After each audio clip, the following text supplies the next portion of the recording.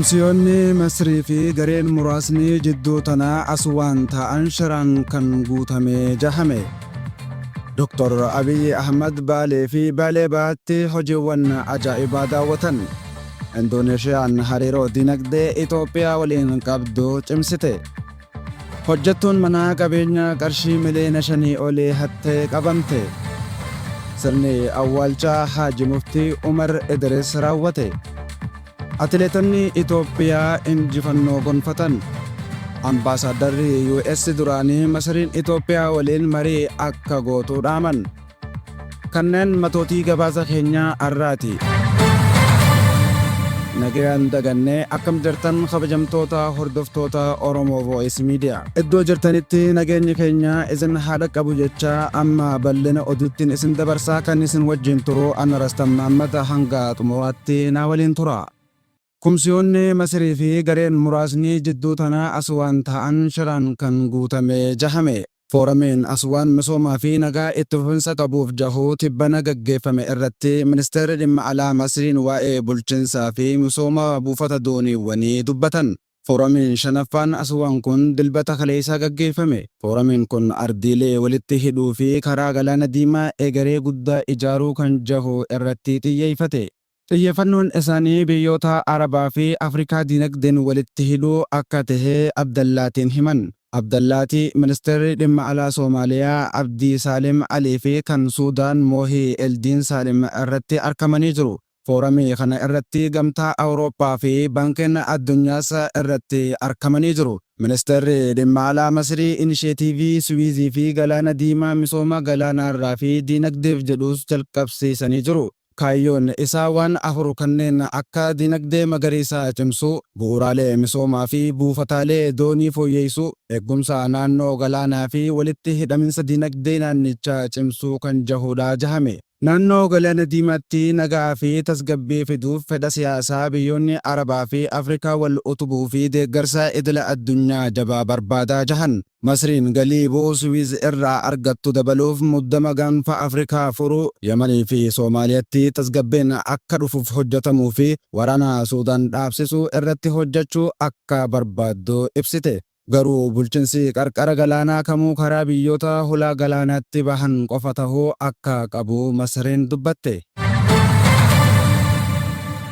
Sirni awwaalchaa Haaji Muftii Umar Idris raawwate. Sirni awwaalchaa pirezidaantii duraanii mana marii dhimmoota Islaamummaa Itoophiyaa Haaji Muftii Umar Idris guyyaa har'aa raawwate. Sirna awwaalchaa pirezidaantii duraanii mana marii dhimmoota Islaamummaa Itoophiyaa kan irratti ulamaa'onni, darasonni, ustaazonni, aangaa'onni mootummaa, maatii fi hawaasni musliimaa bal'aan bakka argamanitti akkaataa duudhaa amantichaa hordofeen raawwatamee jira.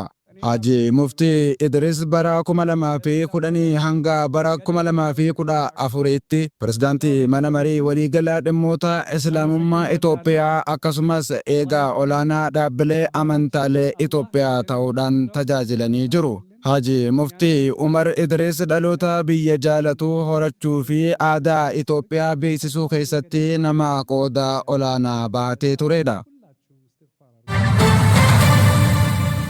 Atileet Shuuree Dammisee maaraatoonii injifatte. Atileet Shuuree Dammiseen fiigicha maaraatoonii Torontoo Watarfrontii bara kanaa injifachuun gabaafame. Atileet Shuureen fageenyicha sa'aatii 2 daqiiqaa 21 fi sekondii 3 xumuruun injifattee jiraachuun ibsame. Gama biraatiin atileet Alamaas Kabbadaan ammoo sadarkaa sadaffaa ba'uudhaan xumurte. Bifuma wal fakkaatuun dorgommii atileetota dhiirotaa jidduutti gaggeeffameen ammoo atileet Warqinaa Taaddasaa afuraffaadhaan yoo xumuru, Yihullinyi Adaanaan ammoo sadarkaa 5ffaa bahuudhaan xumure. Dr. Abiy Ahmad Baalee fi Baalee Baatti hojiiwwan ajaa'ibaa daawwatan. Ministeerri muummee Dr. Abiy Ahmad aangaa'ota duraanii fi amma waliin ta'uun guyyoota dabran keessa hojiilee misooma godinaalee Baalee fi Baalee Bahaa keessatti hojjetamaa jiran daawwatan. Pirojektoota aangaa'ota kanneen daawwataman keessa pirojektiin misoomaa holqa Soof Umar isa tokko. Holqi hawwataan dheerina kiiloomeetira 15 qabu waggootaaf osoo hin misoomin ture. Waggoota lama dura galii gurgurtaa kitaaba muummicha ministeeraa Dr. Abiyyi dhaloota ida'amuu jahu irraa argamuun akka misoomu kan murtaa'e. Guyyoota dabranitti suuraawwan holqi Soof Umar ifaan faayamee agarsiisan akkasumas suuraan loojii Soof Umar miidiyaalee hawaasaa irratti bal'inaan qoodamaa ture. Daawwannaa iddichatti taasisan ilaalchisee fuula miidiyaa hawaasa isaanii irratti kan barreessan muummichi ministeeraa Dr. Abiyyi Ahmad loojii Soof Umar dhiyeenyatti xumuramuu karoora tarsiimoo Itoophiyaa waggoota 10 turizimii guddina diinagdeef ijoo taasisee fudhatu jabeessuuf kan hojjetamedha jahan. Loojiin kun turtii turistoonni holqa Soof Umar daawwatan kan dheeressuuf tajaajila kan laatu akka ta'e eeran. Gama biraatiin daandiin baaburaa koorporeeshinii baaburaa lafa Itoophiyaan ijaaramaa jiru bu'uuraalee misooma naannawaa holqa Soof Umaritti hojjetamaa jiran keessaa isa tokko. Daandiin baaburaa guutumatti humna koorporeeshiniin ijaaramaa jiru kun kiiloomeetira 4.3 kan dheeratu hoggaa ta'u, ijaarsi daandii baaburaa kiiloomeetira 2 xumuramee kiiloomeetirri 2.3 akka hafu himame. Daandiin baaburaa kun turistoonni teessoowwan lafaa naannawa holqichaa jiran haala mijataa ta'een akka daawwatan kan taasisu akka ta'es himame. Indoneeshiyaan hariiroo diinagdee Itoophiyaa waliin qabdu cimsite. Indoneeshiyaan karaa Itoophiyaatti ambaasaaddara isii haaraa muudaman Fe'izal Jeerii Sidhartaatiin tumsa diinagdee Itoophiyaa waliin qabdu guddisuuf kutannoo qabdu ibsite. Xiyyeeffannaan kun dameewwan ijoo kanneen akka qonnaa, sirna gibiraa, oomisha teekinooloojii, qonna qopheessuu fi horsiisa qurxummii irratti kan xiyyeeffatu jahame. Ambaasaaddar Sidhartaan hariiroo daldalaa babal'isuu, walitti dhufeenya daldalaa fi daldalaa guddisuu fi tumsa manneen marii daldalaa fi dhaabbilee investimentii biyyoota lamaan jidduu cimsuu barbaachisaa tahuu cimsanii dubbatan. Indoneeshiyaan investimentii daldalaa fi waljijjiirraa aadaa guddisuun galmoota misooma Itoophiyaa deeggaruun gahee olaanaa taphachuuf kaayyeeffatte. Walta'iinsi haaromfame kun guddina diinagdee fi wal fayyaduuf carraa haaraa ni bana jahamee eeggama.